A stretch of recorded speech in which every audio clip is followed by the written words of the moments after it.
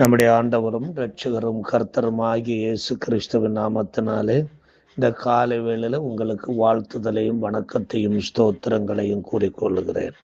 உன் கண்களை ஏறெடுத்து பார். பரிசுத்த பர்வதமாகிய பரலோகத்தின் தேவன் வாசம் பண்ணுகிற தேவனுடைய ராஜ்யத்துக்கு நேராக உன் கண்களை ஏறெடுத்து பார்.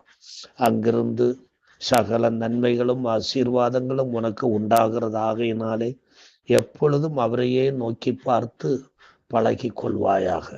இந்த நாளின் தியானத்திற்காக நான் எடுத்துக்கொண்டது எபேசியர் 5ஆம் அதிகாரம் 18ஆம் வசனத்திலிருந்து 21ஆம் வசனம் வரை உள்ள ஒரு பகுதியாகும். ஒரு ஆவிக்குரிய மனிதன் தன் ஆவிக்குரிய வாழ்வில் வளர்ச்சியடைய கடைபிடிக்க வேண்டிய 4 ஒழுங்குமுறைகள் குறித்து இந்த பகுதியிலே பவுல் அழகாக எபேசு சபையாருக்கு தெரியப்படுத்துகிறார். பாவத்திலும் அக்கிரமத்திலும் வாழ்ந்து கொண்டிருந்த எபேசியர் மக்கள், அந்நிய தெய்வ வணக்கத்திலே ஈடுபட்டு கொண்டிருந்த மக்கள், ஜாலியான வாழ்க்கை வாழ்ந்து கொண்டிருந்த மக்கள், மனம் திரும்பி கர்த்தராகிய இயேசு கிறிஸ்துவை ஏற்றுக்கொண்டு ஆண்டவருடைய பிள்ளைகளாக அவருடைய சபைக்கு உட்பட்டு வாழக்கூடியவர்களாய் மாறிய போது பவுல் அவர்களுக்கு ஆலோசனையாக, நீங்கள் இதுவரையிலும் வாழ்ந்தது உலகத்துக்குரியவைகளும் பேய்த்தனத்துக்குரியவைகளுமாய் இருந்தது. இப்பொழுது நீங்கள் வாழுகிற வாழ்க்கையோ ஆவிக்குரிய வாழ்க்கையாகவும் தேவனுக்குரிய வாழ்க்கையாகவும் பரலோகத்துக்குரிய வாழ்க்கையாகவும் இந்த பூமியிலே கட்டாயம் கடைபிடிக்க வேண்டிய ஒழுங்குமுறையாகவும் இருக்கிறது என்று சொல்லி அவைகளை எழுதுகிறார். அவர் என்ன சொல்லுகிறார்? துன்மார்க்கத்துக்கு ஏதுவான மதுவான வெறி கொள்ளாமல் ஆவியினால் நிறைந்து வாழுங்கள் என்று சொல்லுகிறார். போதைகளை தவிர்த்து விடுங்கள், மனதை மயக்குகிறவைகளுக்கு இடம் கொடுக்காதீர்கள், ஆவியை பெற்று ஆவியால் நிரம்பி வாழுங்கள் என்று பவுல் சொல்லுகிறார்.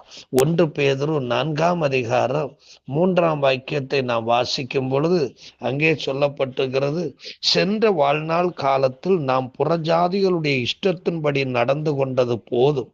அப்பொழுது நான் காம விகாரத்தையும் துரிச்சைகளை நடப்பித்து மதுபானம் பண்ணி களியாட்டு செய்து வெறி கொண்டு அருவருப்பான விக்கிரகாராதனையை செய்து வந்தோம்.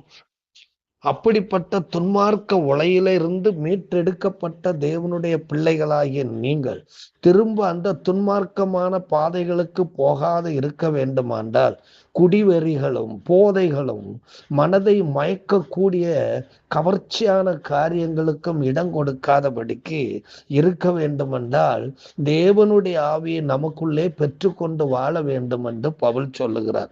பரிசுத்தாவியின் நிறைவு இல்லாமல் பரிசுத்தமான வாழ்க்கை வாழ முடியாது. ஆவியின் நிறைவு இல்லாமல் ஆவிக்குரிய வாழ்க்கை வாழ முடியாது. இந்த பூமியிலே நாம் பரிசுத்தமாய் தேவனுக்கு பிரியமானவர்களாய் பரலோக ராஜ்யத்துக்குரிய மக்களாய் வாழ வேண்டுமென்றால் நல்லதொரு வழிகாட்டியாக ஒளிதரும் தீபமாக நமக்கு தரப்பட்டிருப்பது நம்முடைய கால்கள் தவறான பாதைக்கு போகாதபடிக்கு, நம்முடைய வாய் தவறான வார்த்தைகளை பேசாதபடிக்கு, நம்முடைய கண்கள் பரலோகத்தை மட்டுமே நோக்கும்படியாக இந்த ஆவியின் நிறைவு நமக்கு அவசியமாய் இருக்கிறது.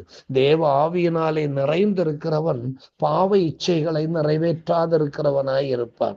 2வது பவுல் சொல்லுகிறார், நீங்கள் சங்கீதங்களினாலும் கீர்த்தனைகளினாலும் ஞான பாட்டுகளினாலும் ஒருவருக்கொருவர் புத்தி சொல்லுங்கள். அது மட்டுமல்ல, உங்கள் இருதயத்திலே கர்த்தரை பாடி கீர்த்தனம் பண்ணுங்கள், தேவனை துதித்து மகிழுங்கள். தேவனை பாடி தேவனுடைய நாமத்தை மகிமைப்படுத்தி நீங்கள் அன்றாடம் காணப்பட வேண்டும் என்று பவுல் விரும்புகிறார். ஆவியினால் நிரப்பப்படுதலின் அடையாளம் இதுதான், தேவனை பாடி துதிப்பதாகும்.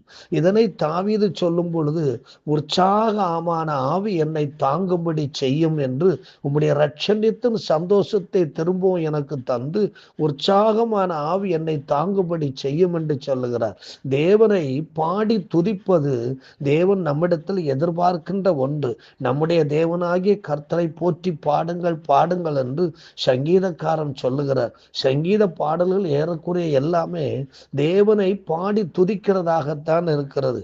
சங்கீதங்களினாலும் ஞானப்பாட்டுகளினாலும் கீர்த்தனைகளினாலும் நற்பாடல்களினாலும் புத்தெழுச்சி பாடல்களினாலும் ஆகையினாலும் தேவனை பாடி துதித்து மகிமைப்படுத்துவது அவசியம். இந்த பூமியிலே அநேகர் மனுஷனை உயர்த்துகிறார்கள், மீண்டு வராத தெய்வங்களை எல்லாம் புகழ்ந்து பேசி கொண்டிருக்கிறார்கள்.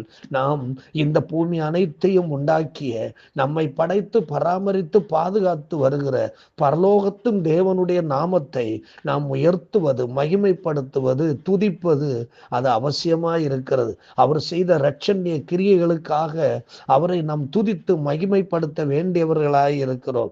ஆகையினாலே எப்பொழுதும் தேவனை நம் இருதயத்திலும் நம் நாவிலும் நம் செயல்பாடுகள் எல்லாவற்றிலும் தேவனை துதிக்கிறவர்களாய் காணப்பட வேண்டும் என்று இந்த பவுல் விரும்புகிறார். ஆவியானவர் நம்மிடத்தில் அதை எதிர்பார்க்கிறார். மூன்றாவது, நீங்கள் எப்பொழுதும் நன்றி செலுத்தி வாழுங்கள். நம்முடைய கர்த்தராகிய இயேசு கிறிஸ்துவ நாமத்தினாலே எப்பொழுதும் எல்லாவற்றுக்காகவும் பிதாவாகிய தேவனை ஸ்தோத்தரியுங்கள். துதிப்பது ஒரு பக்கம், தேவனை ஸ்தோத்தரிப்பது இன்னொரு பக்கம்.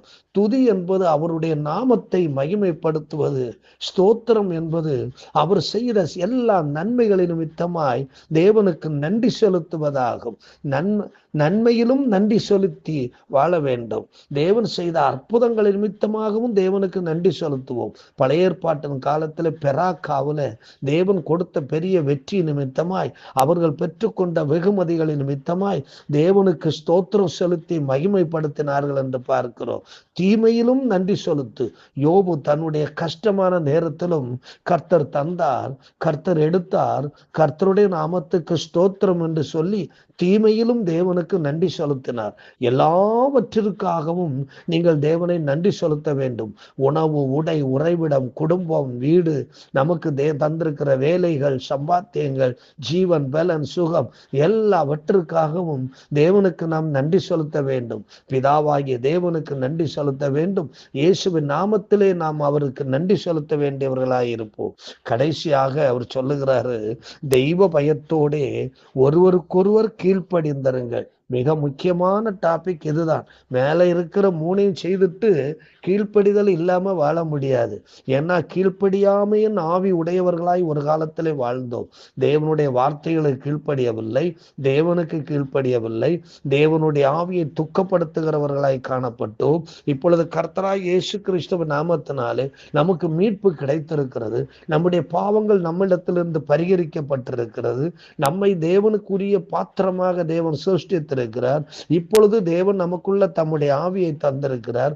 ஆகையினால தேவனுடைய வார்த்தைகளுக்கு, தேவனுடைய உபதேசங்களுக்கு, கட்டளைகளுக்கு எல்லாவற்றிலும் நாம் கீழ்ப்படிந்து வாழ வேண்டும் என்பதை தேவன் விரும்புகிறார். கீழ்ப்படிதலை நம்முடைய வாழ்க்கையிலே நடைமுறைப்படுத்த வேண்டும்.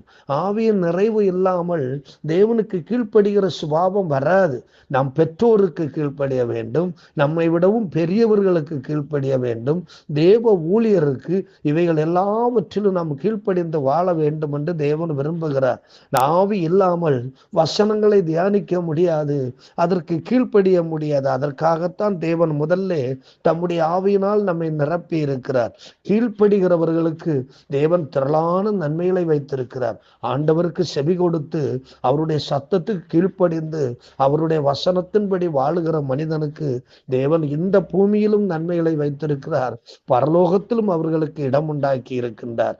ஆகையினாலே எப்பொழுதும் எல்லாவற்றிலும் தேவனுக்கு கீழ்ப்படிந்து வாழக்கூடிய தெய்வீக சுபாவம் உள்ளவர்களாய், தாழ்மையின் சிந்தையை தரித்து கொண்டவர்களாய், பணிவோடும் தாழ்மையோடும் இணக்கத்தோடும் நடக்கிறவர்களாய், முரட்டு குணங்களை எல்லாம் மூட்டை கட்டி விட்டு சாந்த குணம் உள்ளவர்களாய் வாழுகிறவர்களாக இருப்போம்.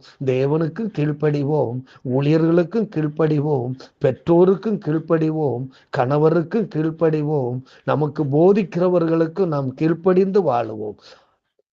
அந்த வசனங்களை திரும்ப வாசிப்போம்.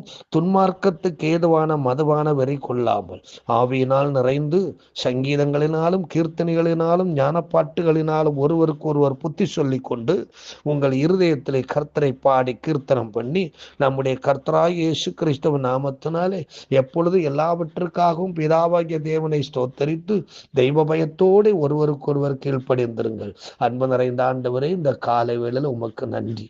நாங்கள் ஆவிக்குரிய வாழ்க்கையில செம்மையாய் இருக்க வேண்டும் என்று எங்களுக்கு சில போதனைகளை இந்த நாள் காலையில எங்களுக்கு கொடுத்ததற்காய் நன்றி. நாங்கள் இவைகளை அனுசரித்து இதன்படியாய் நடக்க தேவன் எங்களுக்கு உதவி செய்யும். ஒருவரும் எங்கள் மேல் குற்றம் சுமத்தாதபடிக்கு, எந்த விதத்தில் கெட்ட பெயர்களை நாங்கள் வாங்கி சுமக்காதபடிக்கு இருக்க தேவரீர் உம்முடைய ஆவியானவராலே நடத்தப்படுகிற அனுபவம் உடையவர்களாய் இருக்க எங்களுக்கு உதவி செய்யும். இயேசு கிறிஸ்துவின் மூலம் கேட்கிறோம் இரக்க நிறைந்த பரமபிதாவே, ஆமேன். God bless you.